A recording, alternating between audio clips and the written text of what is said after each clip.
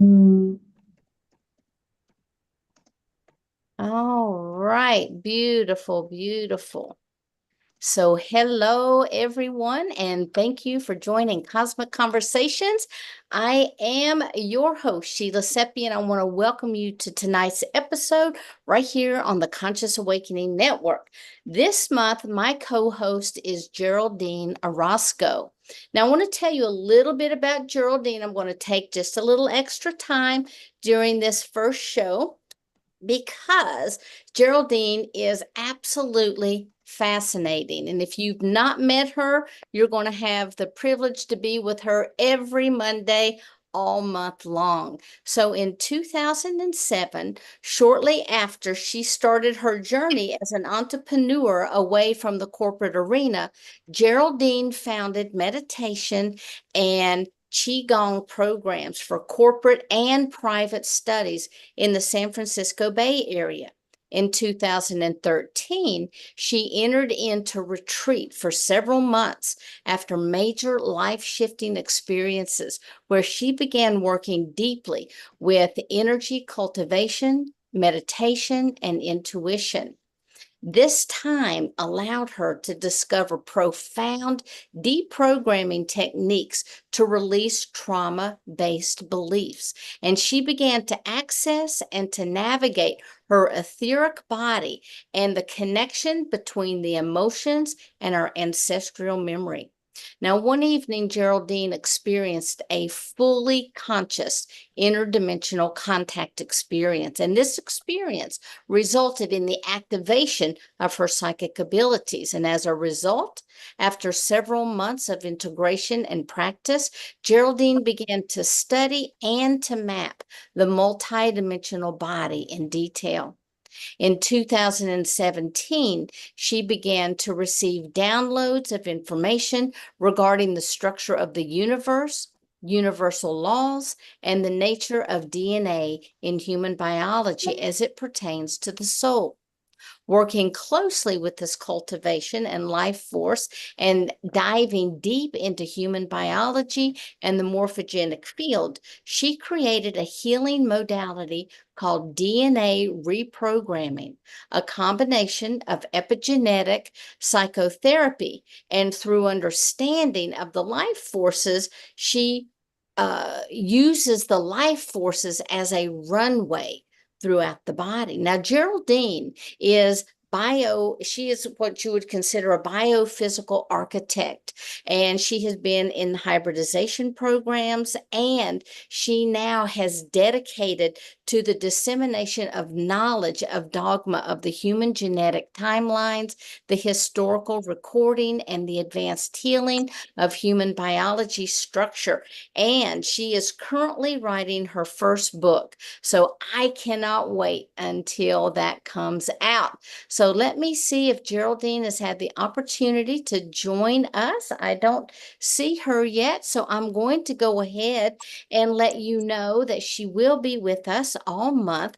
And she has brought and introduced me to our guest tonight, Scout Bartlett. Now, I am super excited. I haven't heard Scout speak yet, but I did a little bit of research and I know that we're in for a phenomenal night. So, Scout's first Beyond the Normal experience began really when he was still attending high school, and it continued while he was attending the university. And there he successfully described, then identified the target photo in a scientific double-blind experiment, I assume with remote viewing. And hopefully we'll hear a little bit about that. He also met his first teacher in 1975, and he has studied with numerous teachers as well as a plethora of different types of healing modalities. And tonight, it is our honor and privilege to have Scout with us. So, Scout, welcome, welcome, welcome to Cosmic Conversations. I'm so excited that you're here. Great. Thanks, Sheila. I appreciate being here. This is exciting. Yeah. Apparently, we scared off Geraldine, though. Well, you know, I things always happen. She'll probably pop in here shortly. But thank you so much for being here. I'm going to go ahead and just turn this over to you. And I want to start first with a little question, just by asking you to share a little bit more about who Scout is and what brought you to where you are today.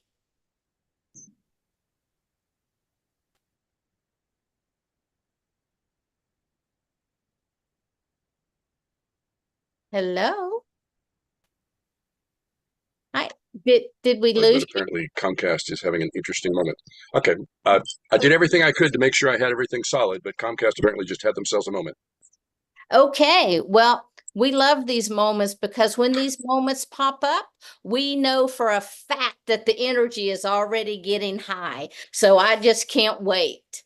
So I don't know if you had the opportunity to hear me or not, but I was wondering if you would share a little bit about who you are and how you got to where you are today. Great. Thanks, Sheila, and thanks for repeating. Um, so I was born in St. Louis. My family moved around a bit, and we landed in the outskirts of Kansas City on the Kansas side by the time I was a kid. And so I grew up in Kansas. And I will say that the only thing I saw around that was anything about metaphysical was I remember having a catalog of gag jokes that you might get from at that time that you might get out of the comics in bubblegum.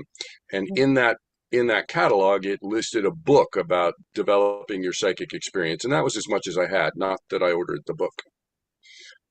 But at the same time, I had a solid sense that that stuff A existed. I couldn't understand how people thought it didn't, intuition, psychic connections, and so forth. And B, that I was pretty sure I had some of it, whatever it was. But, we're kids. We make up stuff that we have.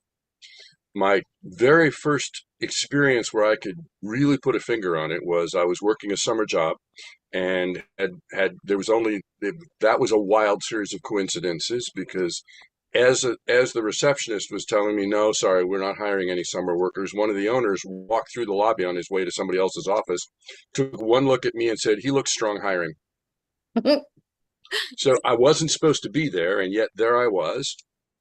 And the only other college age person working in this factory was there because she was a friend of the owner's daughter. So there were two younger people in a factory.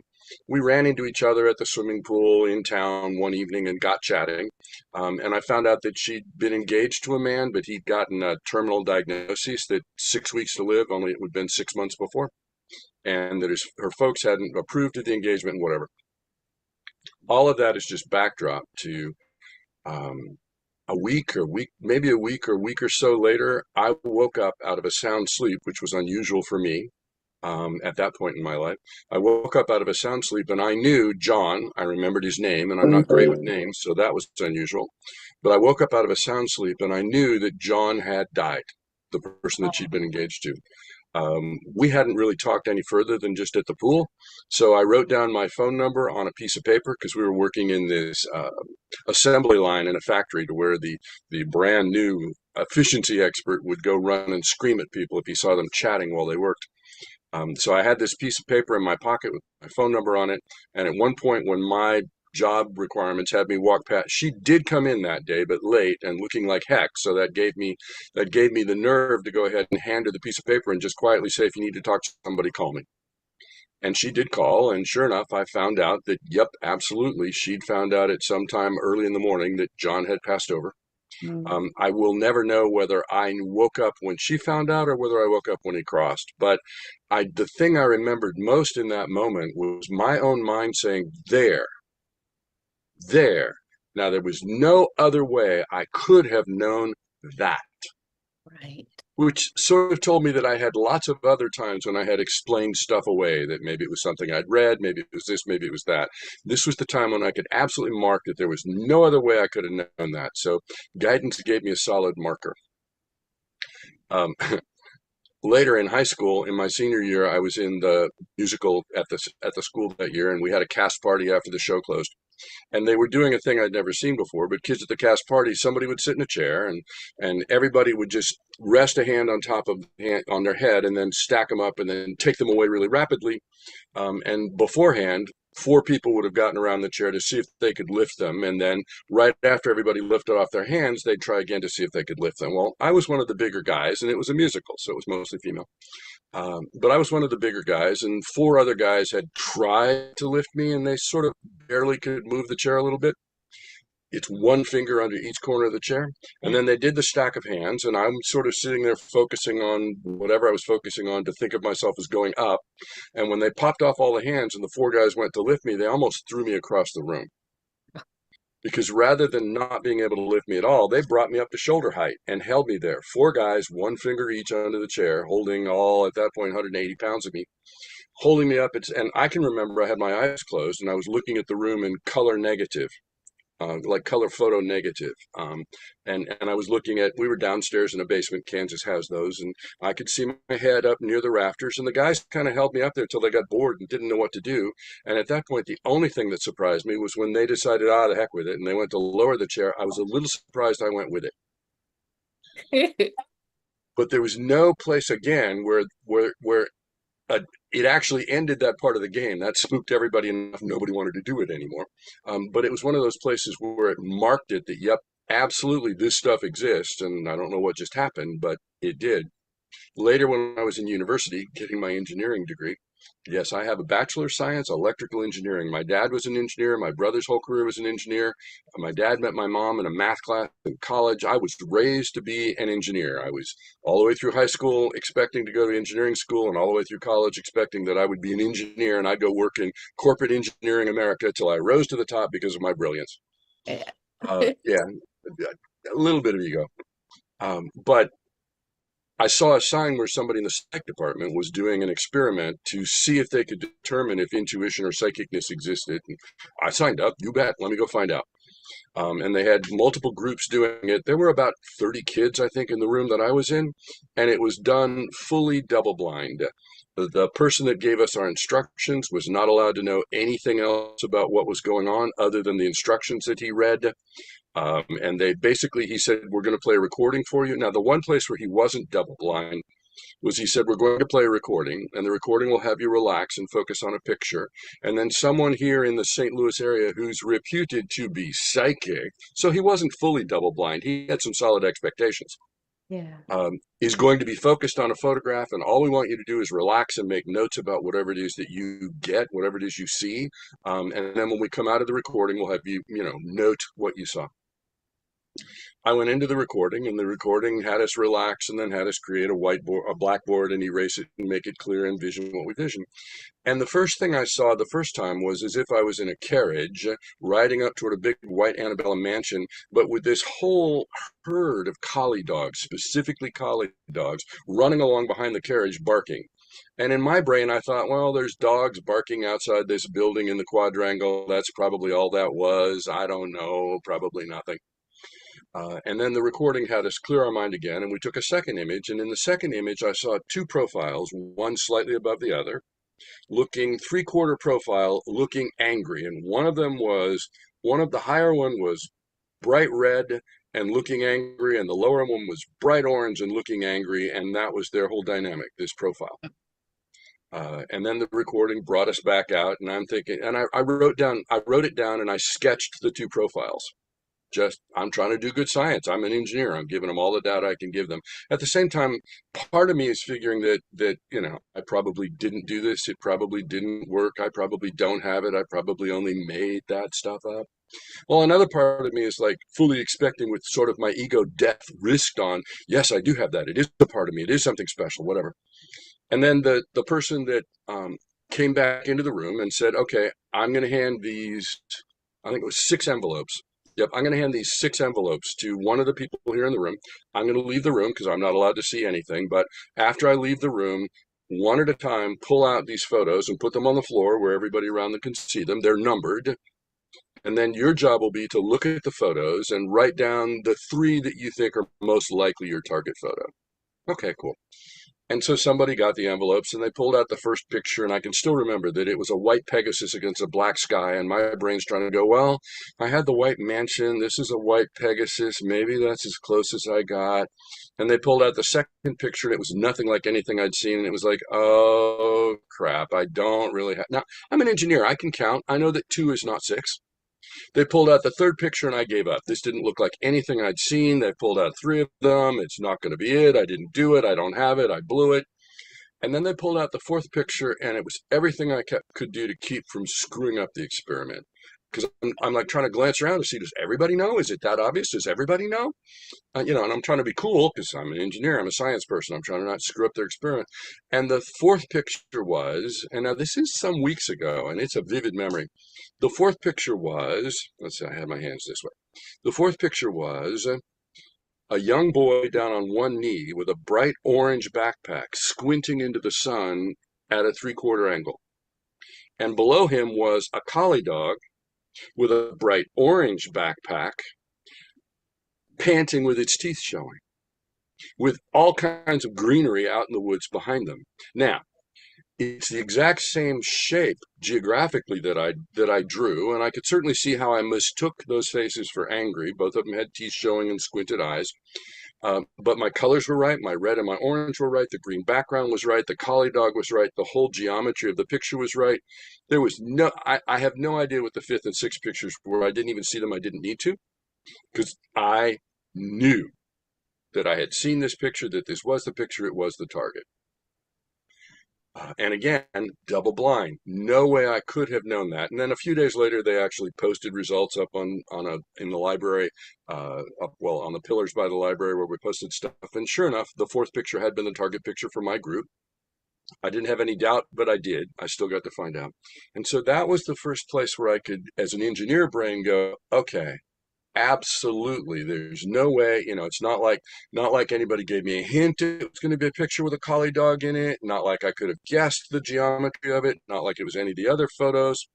And so that sort of anchored it in, which falls in the category of, okay, great. Now I know it's there. Now I know I have it. Yeah, so what do I do with it? So I survived college. And managed to land myself in San Francisco. And shortly after I got there, I was staying with a guy that I'd met in a work program, and sharing his place while I looked for a place in the city. And he said, "I'm going to go hear this woman lecture. And you want to go?" "Yeah, sure." And off we went to a lecture by a woman named Betty Bethards. I would still, to anyone, I would recommend Betty's The Dream book. And if you can find it, Betty's There Is No Death. They seem to come in and out of whether or not they're print to demand available. Both of those books are spectacular. So Betty didn't take students, and I studied with her anyway. I followed her around to every place that she was speaking. She used to do questions before the workshops. Anybody could come up and ask questions, and I wouldn't ask any questions. I would just stand by her shoulder so I could stand behind her, by her shoulder, and so that I could listen to all of her answers. And it was like she described herself as a practical mystic. And it was like every one thing she said made big chunks, five other things I'd wondered about, fall in place in my head. So that was the beginnings of my formal meditation. I had practiced the meditation that they used in that science experiment. I'd been practicing that till I met Betty. That was the beginnings of my formal. And then, just as Sheila mentioned, along the way, I've never been a good devotee. I have studied with some remarkable, amazing people. I have frequently studied coincidentally, I love that. Coincidentally, I'm a huge believer in coincidence. I just don't think they're random. They're just coincidence. But coincidentally, I've ended up with the founders and developers of a whole lot of interesting various bits of work. As I studied, kind of like anytime I found somebody that was teaching something that was sort of in the same direction of where my work went, I would go see if there was a way to study with them, to go get more of that, to like not reinvent all of the wheel. Meanwhile, I was trying to be an engineer. Now, I don't know how many of y'all have had your path. Let me start that sentence over. I frequently see memes up on the internet where somebody will say, "Oh, you've discovered that you're on a path of growth or self-understanding or personal development. You've discovered that you're on a path of personal development. Say goodbye to all your friends." Mine didn't quite exactly go that way because a lot of my friends were also on a path of personal development. Uh, but what I had was this remarkable, spectacular series of, I believe it was 6 different jobs that shortly after I joined them, the company either had its first round of layoffs or folded, and I was back out of a job. Meanwhile, along the way, I had picked up a deck of Morgan's Tarot. Thank you, Shalimar Alexander. I picked not Morgan Greer, but Morgan Robbins. I had the privilege, I met Morgan, my coincidences. I met Morgan after I'd been reading his cards for several years, and apparently I had heard a lot of reputation about Morgan, but apparently Morgan had heard some reputation about me as well. So when we met, um, I was telling him how amazing I thought his cards were, and he was telling me, literally, he was telling me how amazing what he'd heard I did with his cards was. But I had met him that based on all of the myth around him that I'd heard, that I had been describing him to people, because it's not Morgan Greer, it's Morgan's Tarot. They're wonderful cards, but very contemporary in the 70s. And so I had to tell Morgan that I had been describing him to people as a drug-crazed hippie out of Santa Cruz. And Morgan took a long thought and a sip of his beer, and he said, well, Ben Lomond, actually, but nobody knows where that is. Santa Cruz is close enough. The rest of it all made sense to him, and it did. So I'd been reading Morgan's cards, and at one point in time, bless him forever, a gentleman that I knew, Tom Dienema, um, I would take my cards around to anywhere I was going to go where people would sit still long enough to where I could read cards for them. Ah, yeah. Yeah, see, you knew where that was. He could have just relied on you. Thanks. But I would take so anywhere I would go. So one piece I learned was that for any young men out there that are interested in meeting women, learn guitar. I will tell you that reading tarot cards at a party is the absolute worst way to meet women. Because even if you find some cute lady and you say, here, why don't I just throw cards for you? A, it gets a little deeper than it should have right away because I was really good at it. And B, before you're even done with your first reading, there's a line of people who have already decided you're doing more readings and they know who's next. So just small piece of advice to any young guys that are looking at doing that. But so a friend of mine Tom came up to me and said, I'd like for you to give me a reading. I said, sure, I'll do that. He said, but you have to let me pay you. No, you don't need to pay me. I do it because it's interesting and I learn from them. He said, no, no, no, no, you don't get it, Scout. I get a lot out of your readings. Now, Tom was somebody I knew that had been studying personal growth for a while. He said, I get a lot out of your readings, and if you won't let me pay you, I won't feel comfortable to ask you for one. Several pieces hit. One, you actually get a lot out of these. It's not just me goofing around. This really works. And two, wow, that's a good idea. And so every time that I got bumped out, all right, I'm about to confess something for which I could get in trouble, but every time the first couple times I got bumped out of jobs, I was too proud of an engineer, from an engineer, whatever, whatever, to collect unemployment. So I was okay then. But the only way that I kept eating in between these 6 jobs was reading cards and having people give me a little money here and there. Now, there was a point in time that I'll have to confess that I was indeed collecting unemployment and at the same time was making a few bucks reading cards here and there. So, I flouted the law. Universe kind of sliding you along. Yep, yep, yep, exactly. And so it got to the place where um, reading cards, doing readings sort of took over. I coincidentally dated a woman whose mother introduced me to the person that was producing psychic fairs in my area, who then got me in because I didn't know they even existed, and she auditioned me, and I got right in and started doing fairs. And so coincidentally, that moved me exactly as you just said, Sheila. It moved me in that direction. So we're going to break and introduce Geraldine?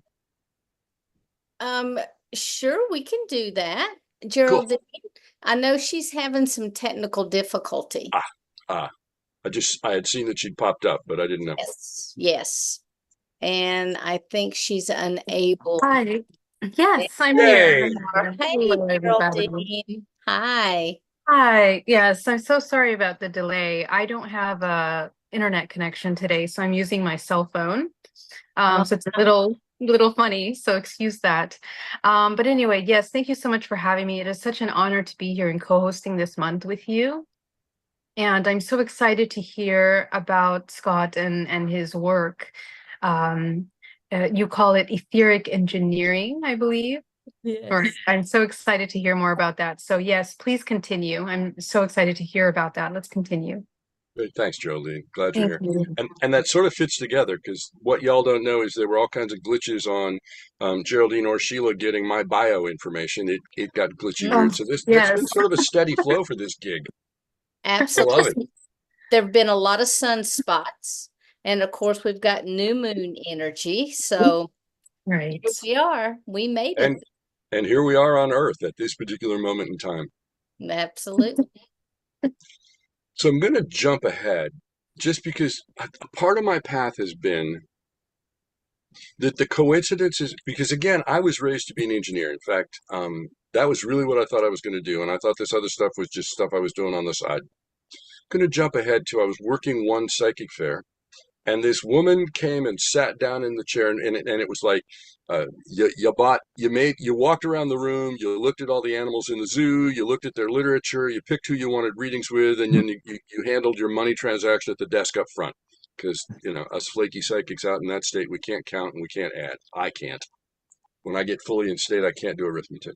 And so this lady sat down and put a ticket down on the table. I was, she's my next appointment. And she says, I've walked around the room 3 times, and every single time it was you that lit up. So apparently I'm here for you. I didn't even know this thing was here. It caught my eye in the paper, and I knew I had to come. So that's why I'm here. Okay. And then she said, and this was nothing in my literature, then she told me my son passed away. I think at that point it was 6 weeks ago. My Mm, son passed away 6 weeks ago, and I'm here. Apparently, you're going to help me talk to him. Not a thing I'd done before, but I had talked to people about people I hadn't met before, their husband, their parent, their boss, their whatever, which is a lot of what I do is explain people to people. Sometimes the people I'm explaining is themselves. And so I went and go look for her son. Oh gosh, I've lost his name right now. But I went to go look for her son the same way I would have looked for it if it was her brother who lived across the country. And I found him. No one more surprised than me. I live in a steady world of, I know I can do this. Holy crap, that really worked. And I don't know how many of y'all practice in these ways, but that's my balance back and forth consistently. Every validation is like, holy Toledo, that's real. At the same time, every walk in is like, I am connected in my source. I'm connected in my sense. If I stay out of the way, I know this works and I know I can do it. So I found him and we talked with him a bit. And one of her last questions before we let him go was she asked me, does he know where his wallet is? We've looked for it everywhere. So I asked him, and now, all right, this is everybody brace yourself, trigger alert, big breath, let it out again if you would please. God, I keep coming up, his name's John. We'll call him John because that's the only name I've got in my head right now, but it's the same name in another story, so it could be mistaken. John said to me that, well, John had taken himself off the planet. And one of the first things I'd established was when I connected with him, he was, again, it was the first time I'd ever done it, but he was pretty jumbled in his thought process when I connected with him. So I said to his mom, is there any chance that he was on drugs when he died? And she said, oh, probably. I assume he was on LSD, which, embarrassing admission, was like, oh, okay, now I know how to deal with this person. I've been here before. I went to college, right? So I'm talking to my new buddy who's stoned out of his mind on LSD. And yeah, thanks, Patty. I feel better now. I was a little worried about that one. But I'm talking to my new buddy that's stoned out of his mind on acid, and we're conversing. And the first thing I did was showing that since he didn't have a body now, he didn't have to be stoned out of his mind. So then we got a pretty solid conversation. Although I always point out to people that, at least when I'm communicating with people who have crossed over, no longer having a body is the ultimate of ungrounded. Dead person ADD is a very real thing. That's hard to keep them focused. But because you think of it, ungrounded is exactly it. But so I asked him where his wallet was, and he said to tell his mom that his wallet was about, I'm going to make up a number because I don't remember, 30 yards beyond the impact point, off to the right of the train tracks, because he had taken himself off the planet by sitting in front of a train. Well, by sitting on the tracks and waiting for a train. And he said 30 yards from the impact point, might have been more, off on the right under a bush. And I tell her that. Now, we had train tracks that I used to walk along as a kid. I've been around train tracks. I'm thinking, yeah, everywhere I've been around train tracks, I have noticed that people that aren't homed live around train tracks. And B, there's usually brush and crap everywhere, all around train tracks. They're not well groomed. But I told her what it was. You know, X number of yards down on the right-hand side under a bush. Thinking, yeah, that's not going anywhere, and I don't know if I'm really talking to this guy, and maybe I'm making it up. However, it did come out that I asked his mother's permission, and then I turned and walked him up into the light. And I got the privilege of walking him into the light all the way, at which point we reached, I only refer to it as a level where those who greet. And I will tell you, any of y'all that wonder about this, no matter where we are, no matter what we've got going on, as soon as we can get out of our big distractions when we cross over, we are elevated up to a level where we are surrounded by, maybe it's not grandma, maybe it's not Aunt Tilly, maybe it's other lifetimes, other dimensionalities, but we are completely surrounded by entities with whom we share a huge and tremendous connection. And we're surrounded by that sense of love and that sense of connection. The more you look forward to it, the quicker you get to be there. But so I got him all the way to there, and I got a voice in my mind that said, if you've successfully come this far, you're allowed to ask for a gift. Any gift was the what was indicated was the indication. And I will tell you that later I kind of kicked myself because lotto numbers, whatever could have been groovy. But instead, the only thing I could think of in that moment was, I want to know what that feels like. It was so profound. So if y'all put this in your mind, given a choice of lotto numbers, the love of my life, I don't know, astral travel into space, or getting to experience those who greet, the only thing I could see that was worth asking for was those who greet. And I've had the experience twice now, and both times that's all that makes sense to me. I'm going to do a small experiment here just for the sheer fun of it. I think of myself as an etheric engineer. A whole lot of my work is fixing and opening and reconnecting energy lines for people, because in my world, that's healing. If we can get the energy lines to open and reconnect, and if we can find the places where our energy lines have gotten KNOT knotted, that means that our psychology has gotten NOT knotted. And if we can untangle those KNOT energetic lines, healing happens and people's minds and their lives open up. So we're going to try a little experiment. If everybody just take a moment, I'd prefer you keep your eyes open, although you're going to find you're going to have a tendency to want to close them, but keep your eyes open, because what I want to do is just a little energy experiment. This is not a test of you. This is a test of me. So if it works for you, that means I did good. And if you get nothing, that means I just didn't quite get it right yet. Okay. It's not about, oh God, I didn't get anything, I'm no good. No, it's mine. Okay. So you don't have to do my third picture, I failed at this, it's never going to work. You can just get what you get. So all I want you to do is just take in a long, deep breath and let it out. And then all I want you to do is, again, keep your eyes open through this if you would. Just notice what it's like to be where you are. Most of you are in a room. Notice what it's like to be where you are. Notice the light levels where you are.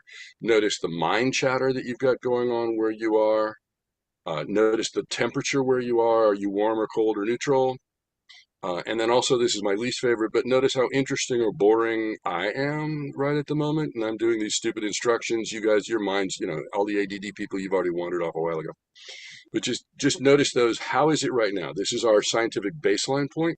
Okay, cool. And just relax. Please don't try to help me. Just relax.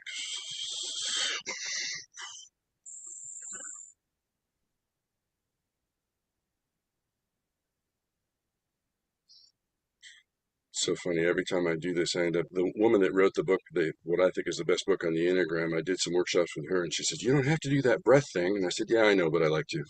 It works for me. There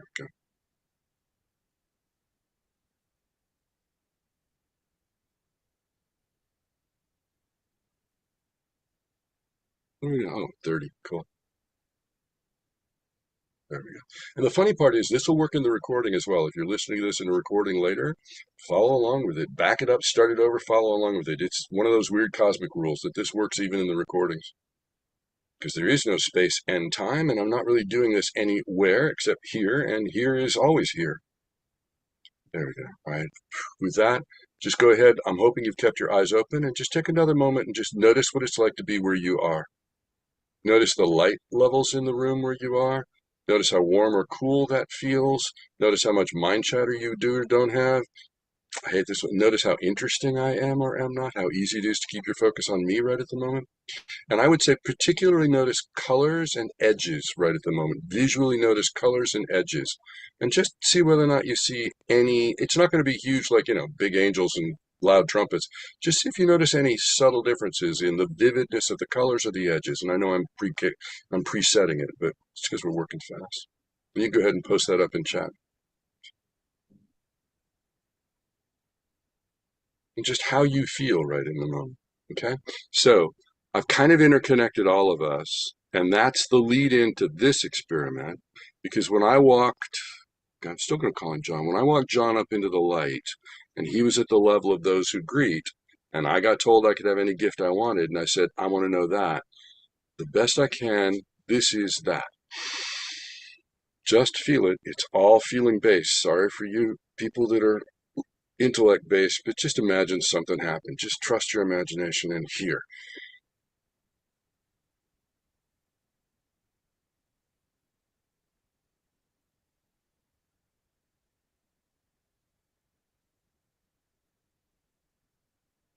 That.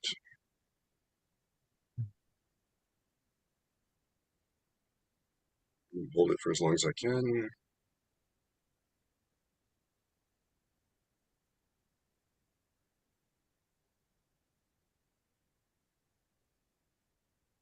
That.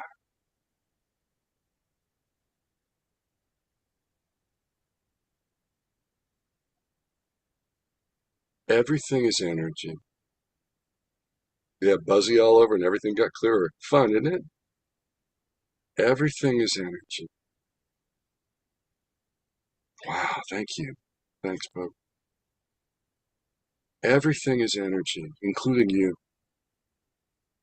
This body thing that we wear is just so that we can move slowly enough to be able to untangle the tangled energy parts that we volunteered to take on as our part of a larger curriculum. Along the way, my intuition developed as I did my meditation practices, but so did my access to myself as a mystic. So along the way, I've gotten to have these really fun discoveries, and then later I find out I just learned it a different way than how other people taught it yet. Or in some cases, I was way ahead of time. I was doing a reading for somebody at a psychic fair, again, this one in Monterey, California. And I noticed, all right, now let me back up. So one fair that I was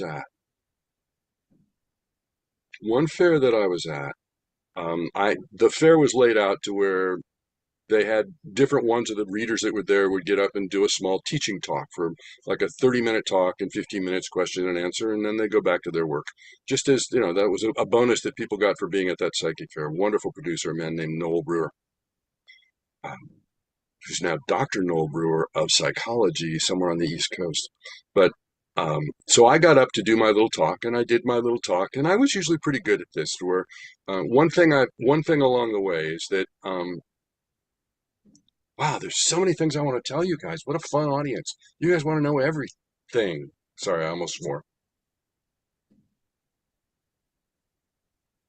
I just saw Inside Out 2, and so I'm practicing now to learn an entirely new swear word of Jeepers, mother of toaster strudel. I want that. I want to get that one to where that's my habitual swear now. I just think that's wonderful. And that won't ruin the movie, any of y'all that haven't seen it. It's not a kid's movie. It's a psych major movie, but Inside Out 2, highly recommend. But anyway, so at this one fair, I'd done my little talk, and one of the things that I do is when I talk, people stay. I did a service group talk one time, and I finished the talk, and I was completely out of their norm, and nobody had warned anybody I was going to be there. So they were a little weird when I started, but they were in good shape by the time I was done.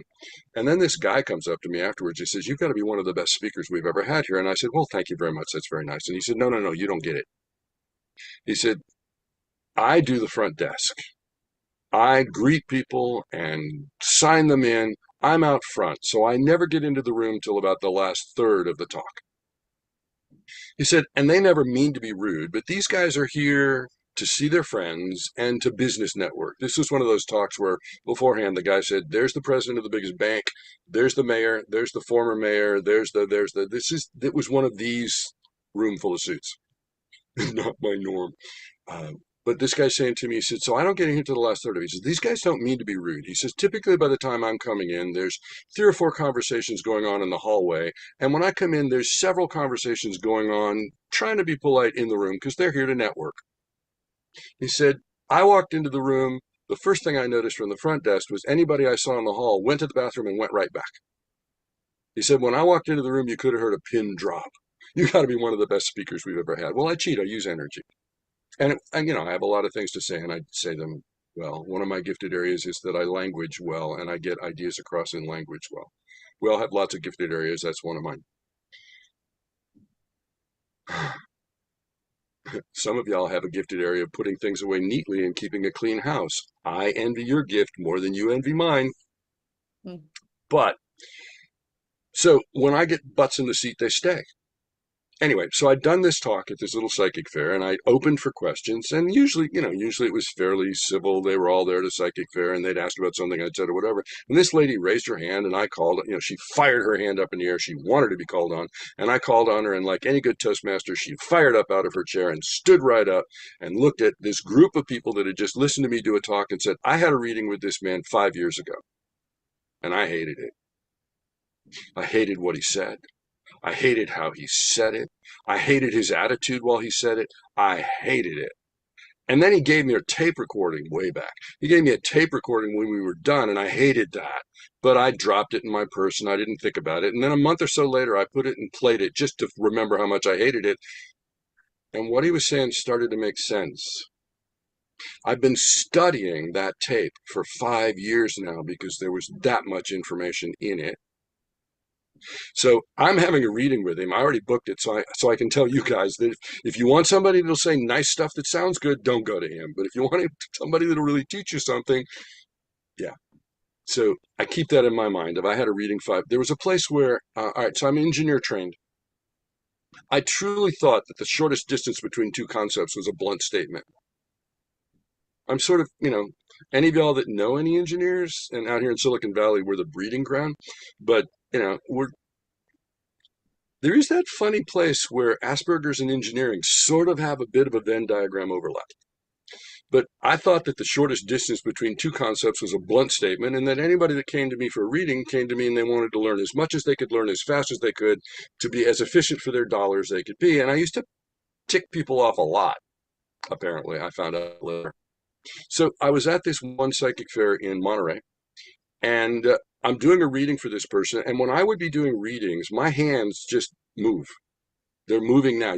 They're frequently out of camera because but when I'm doing a reading, when I'm doing work, my hands just move because they're playing energy harps, would be one way to say it. They're readjusting energy lines throughout when I'm doing a session. And so I was doing a session with this person, and my hands are moving all over, and my brain went, wow, what if I went ahead and let my fingers untangle this energy knot that I'm talking about? Let's see what happens. And so I did. I untangled I literally let my fingers get into the psychological, energetic knot I was working with for this client, and I untangled it and drew the threads straight, and at the same time pulled energy. Nothing I'd been taught, it was just obvious in the moment, pulled energy from the center of the earth, right up through the earth, into the client at their first chakra, drew and straightened that energy line, chakra by chakra, up through their body, out the top of their head, and up and into source, and sped that up. So I untangled the knot and sped up there and straightened their beam, and then the coolest thing happened because they got to my point ahead of me, and they were happy about it rather than rather than ticked off at me. And I'm thinking, wow, if they come out of it where they got my point and they're not mad at me, this is a good thing.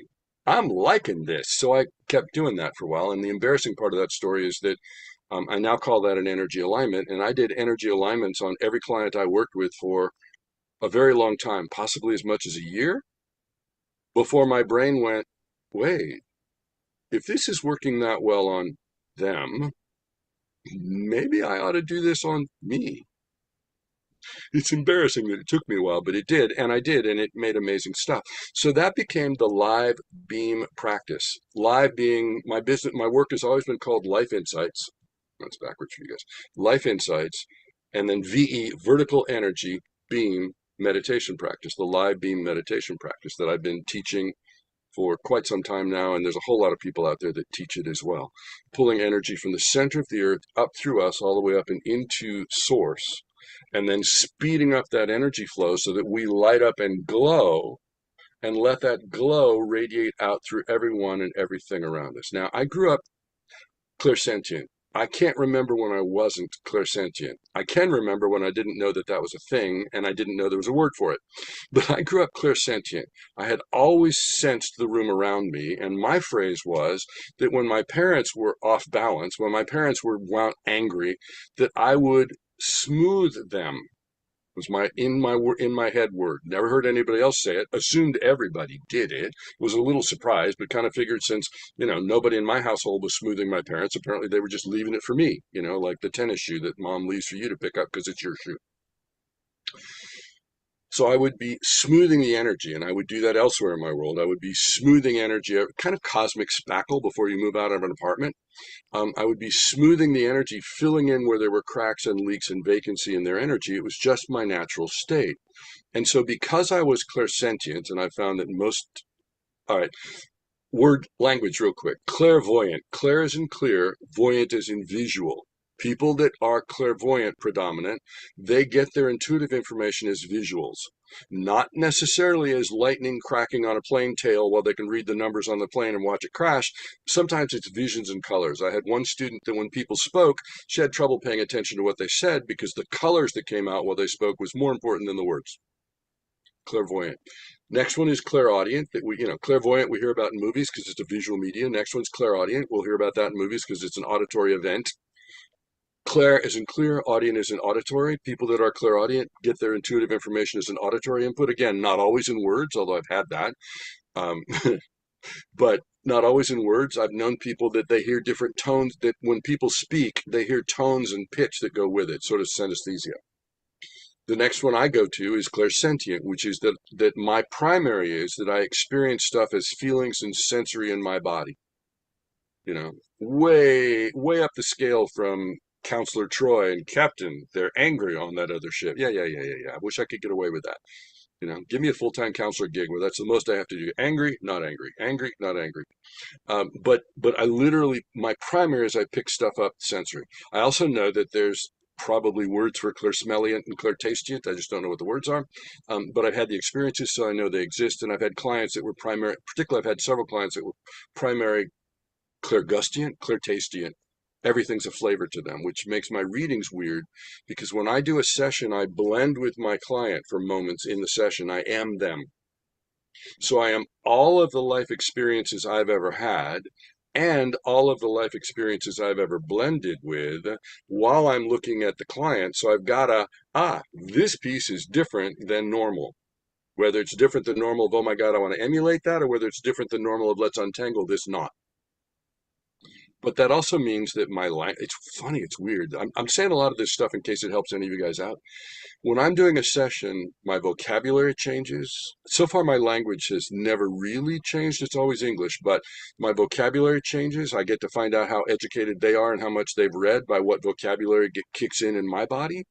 My examples change. My imagery changes. I do a lot of metaphor and analogies in my readings, but my metaphor and my analogies change, which frequently clients tell me that they got more out of the metaphor, they got more out of the analogy that I picked than they'd gotten out of any of the rest of what I said, that I worked really hard at doing really well because I'm blended with the client. And so all of that shifts, including how I go at the topics, how I shift things.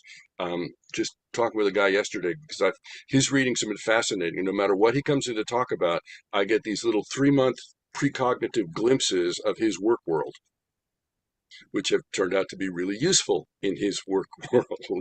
I don't do a ton of cognitive knowing before, because I know that the media sometimes tries to define clairvoyant as seeing the future. Precognitive or prescient is seeing the future. Clairvoyant is just visual, intuitive input. But, it's hard to explain singing to pigs. Oh, that's rude. But y'all got it, right? It's hard to explain these experiences to people that don't have any connection to them.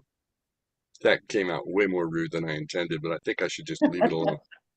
When I was living in Dallas, they taught me that as soon as you find out you're digging a hole, first thing to do is just stop digging. So I am primarily clairsentient.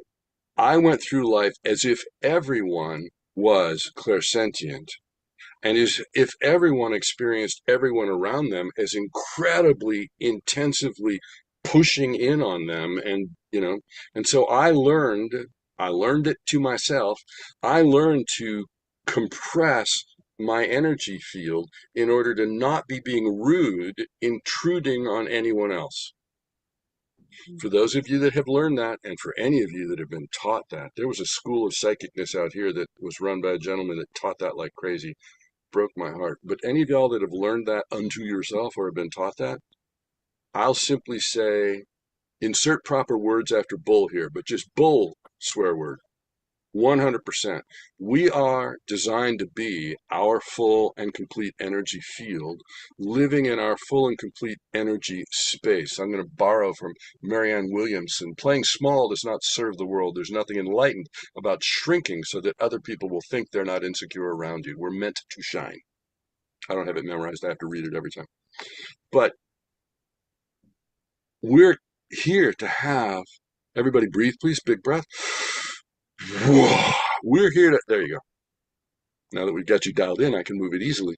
We're here to have our full expanded energy space. Every single one of us broadcasts on our own frequency. I have a radio show that I host and produce out of KEST 1450 AM San Francisco that's been recognized as the longest running major market personal growth radio program in the nation, which just means I'm not 20. But KEST broadcasts on one frequency. The conservative talk station broadcasts on another frequency. And I can guarantee you that with their frequency passing through my frequency, we don't end up with Scout doing conservative talk. Right? Just like radio stations, every single one of us broadcasts and radiates in our own frequency, and our frequencies are allowed to pass right through every other frequency around us, whether it's a floor, a chair, a wall, a ceiling, a baby duck, or a human being. There is no time and space. These aren't real. These are all just energy. If you go study quantum physics, you find out that there's more space in this body than there is stuff. I had the fabulous opportunity to meet Dr. Fred Wolf, who asked me to call him Fred, who some crazy publicist started writing him up as Dr. Quantum in his books. Fabulous, accessible books. Dr. Fred, W-O-L-F-E, Wolf, quantum physics. I got to meet Fred a couple of times. I got to interview him. And the first question I asked him was, from what I understand of the quantum physics in your book, there is no stuff in stuff. And bless his heart, this world-class physicist looked at me and went, well, if I thought of that in string theory, if I went to that from quantum theory, no, you're right. There pretty much is no stuff in stuff. And then the second time I got to interview him, a year later when he came back to town for another expo, I led with, this was so much fun because we went into an amazing heady conversation after that. And I said, it was so much fun. I'm going to start here again. As I understand it, there is no stuff in stuff. He says, I've been thinking about that since when you asked me that last time. And his answer then was, there is no stuff in stuff, but there is stuffness to stuff. And that's why we experience stuff as stuff. Mm-hmm. So if you go quantum physics, we are more space than we are stuff. Yeah. Okay? We are meant to have our full energetic field radiating out through us and out through everything and everyone around us. At one point in time, in one of my in-between getting laid off or fired or having a company fold underneath me 6 times in a row, a friend of mine hooked me up with his brother-in-law who had a small startup computer software company in Dallas.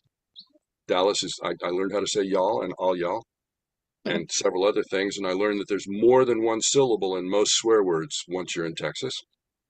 Like words that I thought were, anyway, 4-letter words I thought were one syllable are about 6 when you're in Texas. But I was working in this little startup, and I'll just put it really shortly. It was awful. It was the awfulness of awful of startup experiences. But I had been starving, not figuratively. I had been getting by for a while on if I could pull together, at that point in time, if I could pull together $5, I could buy 10 packages of top ramen and I would eat that for a week. Now, I grew up not starving. I grew up middle class, so I didn't know about rice and beans. So everybody that does know about rice and beans, I apologize. That's what I should have been buying instead, but I didn't know about that. So I would eat one package of top ramen a day. I was great weight loss, not healthy. So I didn't want to quit this gig because I had enough money that I could like mail money home for my rent and I could eat. But it was awful.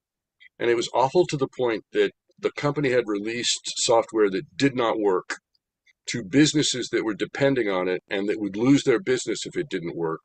And people were pretty upset about that. And so this is Texas. And our customer service person who was supposed to answer the phone calls from these upset people quit. And our business manager, who didn't like that the boss seemed to think I was more important than her, dumped that job into my lap and simply said, that's how it is. You're doing that job now. So the phone would ring all day long and people would scream at me all day long. And the favorite memory of all of those is the one gentleman that said, this is Texas, so this is not euphemistic in Texas, because what he said to me was, he said, Scout, I know where you work. And I don't know what time you get off of work, but I know I can wait that long. And I have my son's Louisville Slugger under my truck seat. If you don't get this fixed for me, you and I are going to have a talk. Along with the fact that people inside the company were screaming at me as well. It was an ugly place to be. And in that place, and this is so mundane sounding, I had a huge and profound realization that I am a spiritual being. Everybody breathe, please. Deep breath, let it out. I am a spiritual being following a spiritual life path, no matter where I am and no matter what I'm doing, even if it's a bright orange padded wall cubicle with people screaming at. And so I adopted a simple but not easy spiritual practice in that moment. Now, there are Zen retreats where someone's job is to, at irregular intervals, so that, like I know my friends' dogs, they know when it's 5 o'clock and dinner time. They don't have a watch, but they know, and they get really squirrely when we do time change. But they know when, so they ring the Zen gong at irregular intervals so people's minds can't adapt. And what the job of the people living there is, whenever they hear that gong, their job is to notice where their mind has wandered off and bring it back to their chosen focus. And so the irregular interval is because otherwise their mind would come back to chosen focus. Then the gong would ring at its regular interval. Oh, look, see, I'm perfect. Well, I decided to make this workplace. I decided that I needed to save my life while I was in the midst of this much anxiety and fear and distress. And so I decided that every time the phone rang, I was going to do that vertical beam up through me to source and speed it up so that I glowed. Every time the phone rang, every time anybody yelled at me, whether it was a customer or whether it was internal, because the software guy that wrote the software that didn't work really decided that if he screamed at everybody in the company enough, nobody would notice it didn't work if he insisted it did. So anytime anybody yelled at me, anytime the phone rang, and then even more than that, later I refined it to any time that my mind said, this is bull, they're not paying me enough, I shouldn't have to do this. Anytime my mind went into resistance and complaint, I would pull that vertical beam and glow. I never tell the whole story because if I did, nobody would ever believe me. So I'll do the short version. I was young and single and in Dallas and had not been able to get a date. I had not been able to get anybody to go out with me. Try though I might. And I wasn't trying a lot because I was working, let's see, we worked 12 hours a day, 6 days a week, plus I rode to and from for an hour each way with the boss, so that's a little more than 12. And then we worked short days on Sundays, so it was only 8 hours plus the 1 hour commute. So I was working a few hours, whatever that number comes up to, 80 or something hours a week. So I didn't have a lot of time to try and date, but I had tried. And I had people screaming at me, and I had people threatening my life. This is where we were, starting point, ground zero. I started this panic-stricken vertical beam. Okay, fine, I'm about to die here, but I might as well get as much energy stuff going as I can. And then weird swear words started happening. The first one was that one of our customers called, and I pulled my beam because the phone rang, and I picked up the phone ready to be screamed at. And the guy on the other end of the line said, "Mark me down. I hope I'm the first. Nobody else has talked about this one yet, but here's one of the glitches and here's the workaround on what's going wrong with the software."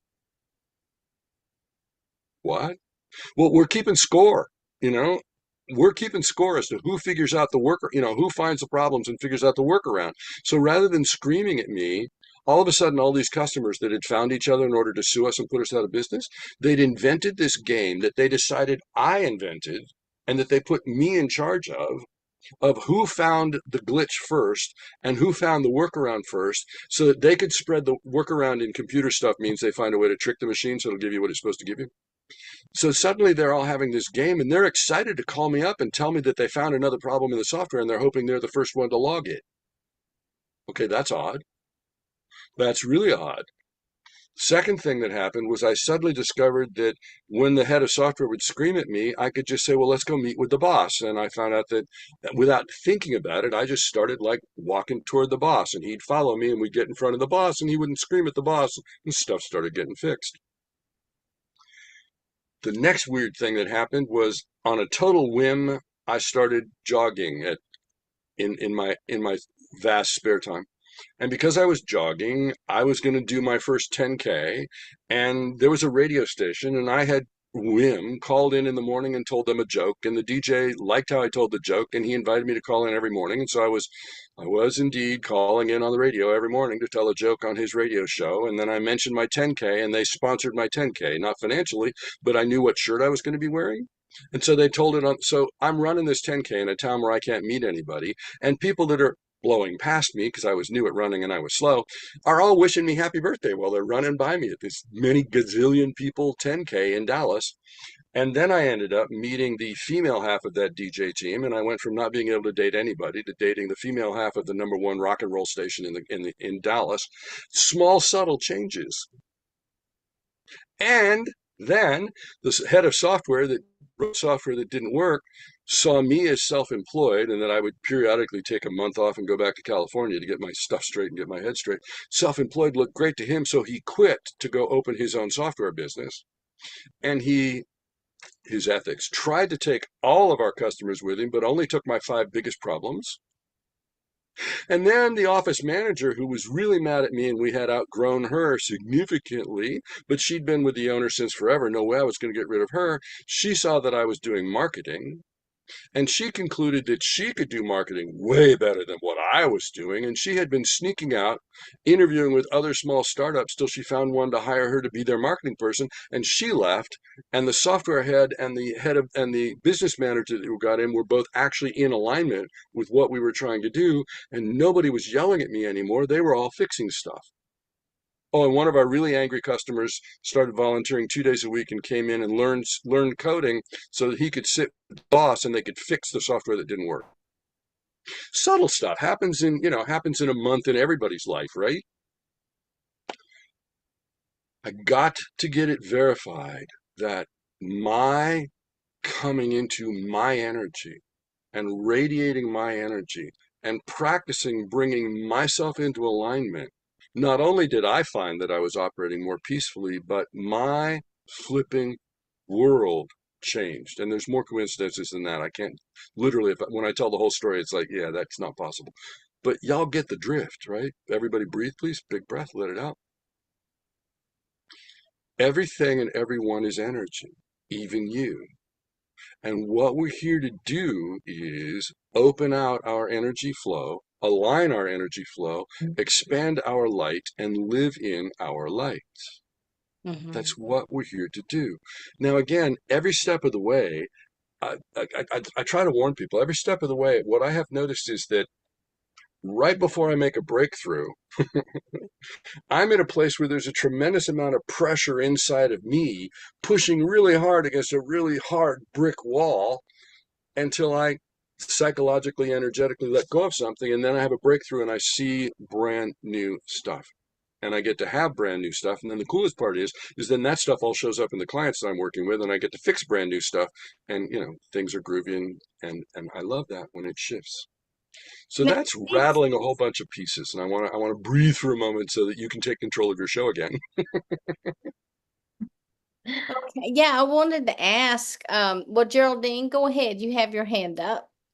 Yes, yes, yes. So I was really, really hoping that we could hear more about your actual function of unraveling energetic knots. Can you talk a little bit more, break down the actual process of how you work with the energy, how you untie them? What does it mean to have a knot? I mean, I know that you mentioned, energy blockages, but can you break that down for us and kind of explain the energy body so we can learn a little more about that? Fabulous. I love it when energy junkies ask me energy questions.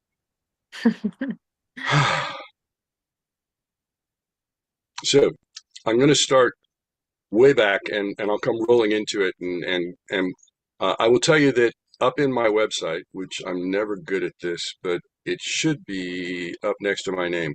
The short version is if you go to notscott.com, because I'm Scout and everybody gets it wrong. If I order a drink and they're going to call out a name, I'm waiting for them to call Scott. That's mine. Okay, so just notscott.com is a shortcut into the website, and we've got some significantly large number of hours of radio shows where we explain this stuff a lot deeper. It's all in there. The content is accessible for free. You have to register to get to some of the older stuff, but that's just to slow down the .ru people that like to break my website. So, in the beginning, Christian Bible, there was a purely aligned wholeness floating in whatever purely aligned wholeness float in. And I don't know if there's more than one because I only know the one we're in. Like your average goldfish doesn't know how many goldfish bowls there might be in the house. They only know the one they're in. I only know the wholeness I'm in, so that's our English word. The only one we've got is God. So there's this purely aligned energetic wholeness floating in whatever it is that energetic wholeness is float in, and it comes across a pool of randomly scrambled energy threads. And in the Christian Bible, it says God looked out and saw no thing. Now, there's been a typo. They now write it as nothing, but it was God looked out and saw no thing, my own view. And then said, let there be light, which translated to, let's take all of this jumbled, raw, no thing God material, bring it into alignment, elevate its frequency, and bring it into God, and God grows. Each of us is a fragment of that original wholeness who took on a scoop of this randomly scrambled set of energy threads, our share. Original sin. Sin, a word from archery meaning off the mark. Have y'all ever noticed that the word live, live or live? That represents energy flowing in alignment with the pure original wholeness. But if you turn that word around backwards to where the energy is running 180 degrees out of phase, then you spell the word evil. When energy is flowing in the direction that matches with the wholeness, live.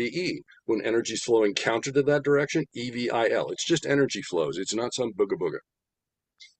That's right. I'm trying to shorten this. All right. So each of us took on a scoop of this unaligned energy, not because we'd been naughty, not because we'd been bad, but because that was our contribution. Everybody loaded up 2 bags of trash to take it off the beach. Each of us took a scoop of this randomly unaligned energy that the Course in Miracles refers to as separateness. And then our job, through layer upon layer upon layer of slowing our frequency to the slowest of that unaligned energy, and then incarnating, becoming solid in that frequency, layer after layer, we work our way through these tangled energies of separateness. I literally see them as energy threads. My fingers trace them because I'm kinesthetic. I'm, again, clairsentient. My fingers trace them in people without me paying attention. They're just busy doing that stuff. So Wait, when I'm working, Scott, yes, please. Scout, I'm sorry. Sorry to interrupt you. Sorry to interrupt you. Can you talk about the untangling? You trace the energy. What does that mean exactly? I'm very interested in understanding. What does that actually look like? How do you feel that? Do you sense that? And what are you picking up in, what you're feeling there? Sorry, go I ahead. love this. No, thanks. Perfect. Yeah, you dial me in. Before I knew I did this, I knew that when I was talking to people, even when I was doing cards, but long after I set the cards aside, I knew that when I was talking to people, my hands, literally while I'm talking to people, my fingers are doing not mudras, but they're tracking. And it would be much the same if you were to imagine that you went to a party. Let's make it an awful thing. You imagine you went to a bridal shower and you're playing stupid bridal shower games, and everybody gets a box of beaded necklaces but they don't get to look in the box. And while they're chatting with their friends at this bridal shower, they are to, in the box, blind, sort out all of those beaded necklaces by touch. Kind of like that, that literally when I would be talking to people without me paying attention to it, my fingers are tracking stuff. Now, as that's gathered more of my awareness and as that's gotten Now, more, let me ask a question. When you're saying that it's tracking, are you tracing vertical, horizontal lines? Where are they going? What are they connected to? perfect, you're right on it. Thank you. At first, all right, so what my fingers are tracking, almost as if you thought of a sort of a, if you had a three-dimensional spider web Christmas decoration that got smudged in the mail. So it's all of these little threads kind of radiating from a core in every direction to form a sphere. And my fingers are tracking threads that have gotten either torn, bent, ripped, or smushed out of shape to draw them back into the shape of the sphere. But right in line with what you asked, Sheila, was that as it's gotten further, as I got more involved in the live beam practice, I developed a habit of an energy alignment that we teach, that I will track that core beam of our life force from Earth core up through the client to source. First, I'll track it, then I'll walk through it, drawing it straight. So you would literally see my hands. Let's hang on. You would literally see my hands aimed down to the center of the planet and then tracking up and going off to the side or going off to the other side or reaching forward and drawing it back, so that now a portion of my practice is to focus initially on that core beam and draw it straight until I can get it straight and speed it up. Then my fingers are tracking, again, this Christmas decoration of spiderweb lines to find the broken lines. My mind follows along with that, so that mentally, when it finds the broken lines, I know what part of life we're in. And so I might be talking to the client about one thing in a client session. I might, because it's always a permission thing, you know. So if they're broken and in the hospital, it's a different process, but same process. So I might be talking to the client about one thing, and then all of a sudden it's like, so what happened? How come you lost all your friends in the middle of third grade?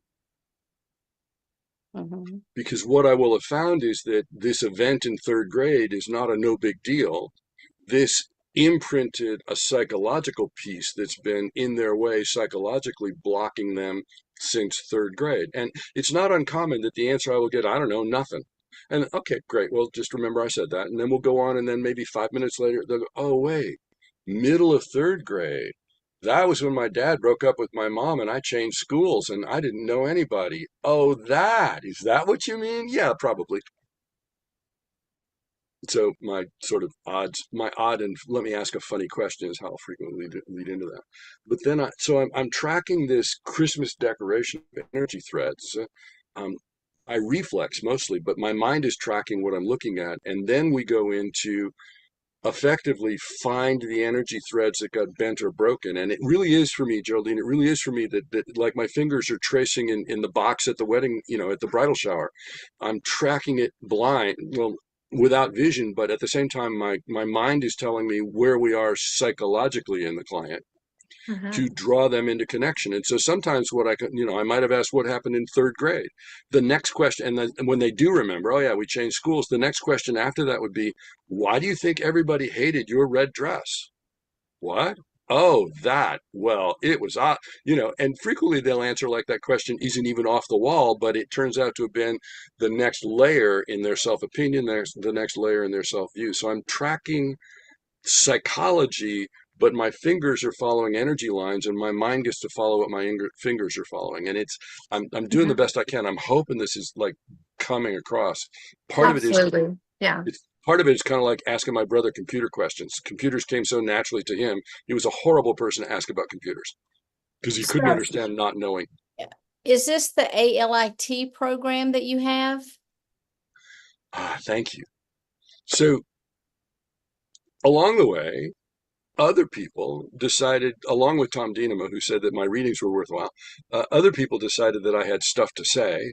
And I used to do these one evening workshops once a month at a couple of locations. And one lovely gentleman, Neil McCarty, would come up after each workshop and he'd go, "This is wonderful. I want to take your class." And I would say, "I don't teach classes. I do workshops and readings." He said, "Great. I want to take your class." And he did that for a couple of months. And then he showed up and said, "This is my friend Minette, and she's offered her living room for your class. So now we have 2 students and a place. When can we have a class?" "Well, I don't teach classes." "Well, great." He, by the time he had about 10 people that said they wanted to take my class, I kind of gave in. And then it turned out that class sold out, and another class, like they sold out, and I couldn't do classes fast enough. But I started teaching classes. And along the way, the people in the classes started demanding that I teach them how to do this energy alignment thing that I did on them every class, because they watched what happened in the class when they got their energy aligned 3 times a week for 10 weeks. Their world would change, not as extremely as my Dallas world changed, but similarly. And so we did that, and then classes moved forward until the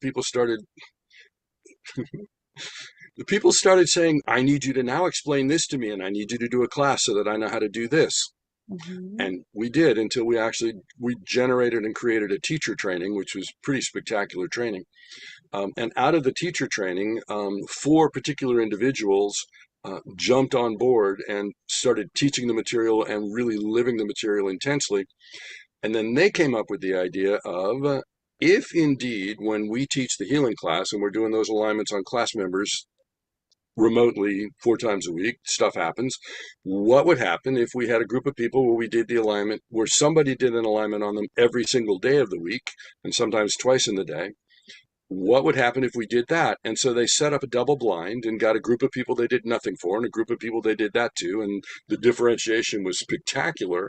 And they created what they call the LEAP, Life Insights L, Energy E, Assistance A program. And the 4 of them, for everyone that's signed up for the LEAP program, the 4 of them do this energy alignment work on everybody in the program once a day, except there's 7 days in the week and there's 4 trainers. So one day you get 2 from 2 different people for a period of time. Leapwithlight.com. Leapwithlight.com. Roseanne, you can correct me if you would.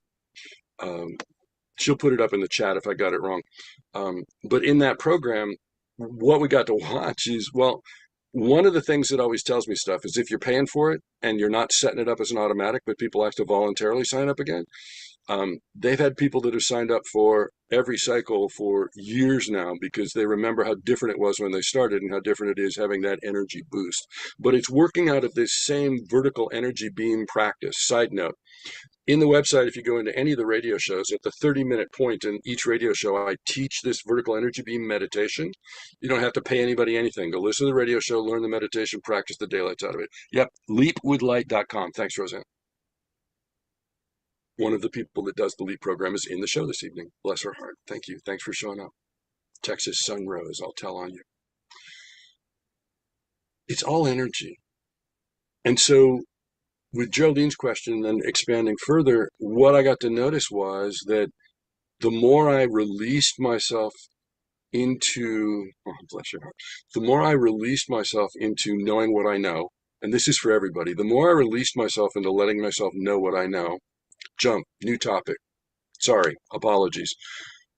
Along the way, I think I've taken 3, maybe 2, maybe 3 psychic development trainings. But I have taken large numbers of consciousness clearing trainings. Because what I found was that for me to have access to my intuition, the most important piece was that I get my own mind chatter out of the way. Between the meditation and some of the people I've trained with, that's been my primary goal, and I offer that to everybody as a route. Because I've met a lot of people that took psychic development classes and they got themselves way out of balance up into 6th and 7th chakra, until it was like, I live in my 6th and 7th chakra because I'm beautiful up where I'm psychic, but I've got this real life that I'm dragging along behind me like a big sack of potatoes. A big sack. That's not why we're here. If we were not going to do the life, we wouldn't incarnate. Sorry, I'm preaching. But if we were not going to do the life, we wouldn't incarnate. We're here to bring our aliveness and our energy flow through every part of us that's tangled, whether it's psychologically tangled, energetically tangled, all the same stuff, physiologically tangled, all the same thing. So if people are interested in learning more about this or taking the classes, they go to your website. That'd be the first place I'd start them. Yeah, ifidknownthen.com. Ifidknownthen.com, or the shortcut that's notscott.com. Okay. Awesome.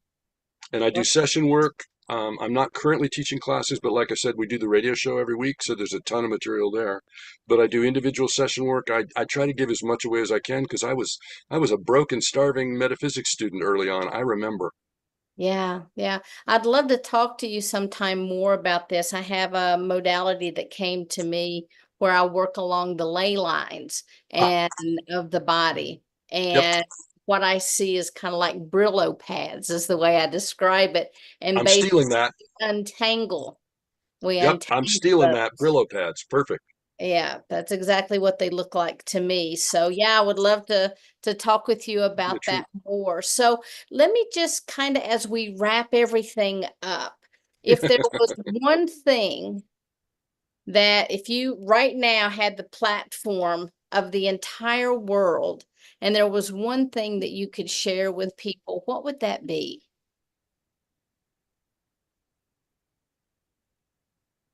Can I do two? Okay, you can do two. Thank you. One, if I could, I would have everybody doing that vertical beam meditation. But if they're not doing my live beam meditation, do a meditation, which is just simply whether you knit, whether you crochet, whether you garden, whether you sit, whether you bike, whether you run, clear your mind, choose an uplifting topic, and notice where you wandered off to, but come back, come back, come back for a set amount of time. It's necessary.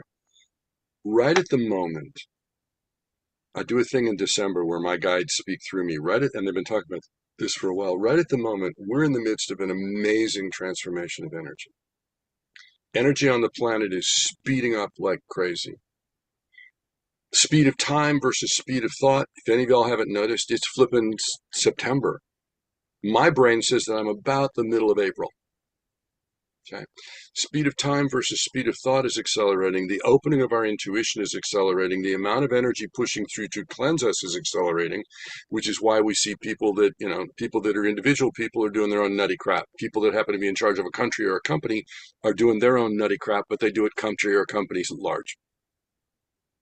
That speeding up right at this moment in time, key for y'all, for students, right at this moment in time, that surge is pushing against all of the parts of us that thought we knew who and what we were supposed to be, and that wasn't who we are. So right at the moment, it's pushing up old memories in life that may have looked like a failure, like my engineering career could look like a failure, but it's pushing up old portions of yourself that you thought you were supposed to be. And if we can see that part of us that was gripped around that and let it go, it's kind of sweet.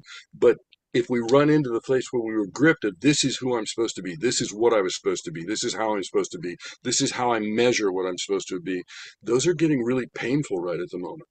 So really notice where you can let go of who you thought you were going to be. And I'm going to use this word embrace, step into, let yourself open, wide open to love who it is you flipping turned out to be, and everything that people around you recognize, appreciate, and love that you don't think is important because you just think that's of course. Every one of you is love. Every one of you is loved. And I always ask everybody to treat yourself as a loved one because you truly are. Beautiful. Thank you so much. Awesome.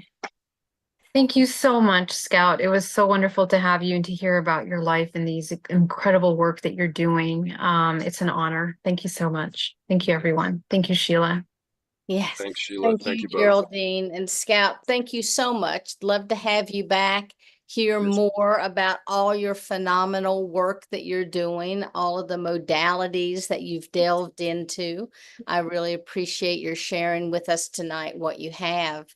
And so everyone, if you have not already checked out Scout's website, do you want to share it one more time for our people who are listening on our audio podcasting stations? Thank you. The website is ifidknown.com, or there's a shortcut to it, which is a play on words from my name. The shortcut is not Scott, just those 8 letters, notscott.com. Perfect. Perfect. Thank you so much. And again, thank you so much for being here, Geraldine. I look forward to sharing the rest of the month with you. I look forward to sharing twice a week with you guys that are here in the audience. Thank you so much, whether you're watching us live or on replay, whether you're visually watching us or auditably listening to us. Thank you so much, and sending everyone much, much love. And until we are all back together again, namaste. Much love, everyone. And I look forward to seeing everyone again soon. Thanks so much. Okay. Good night, everybody. Thank Good you. night.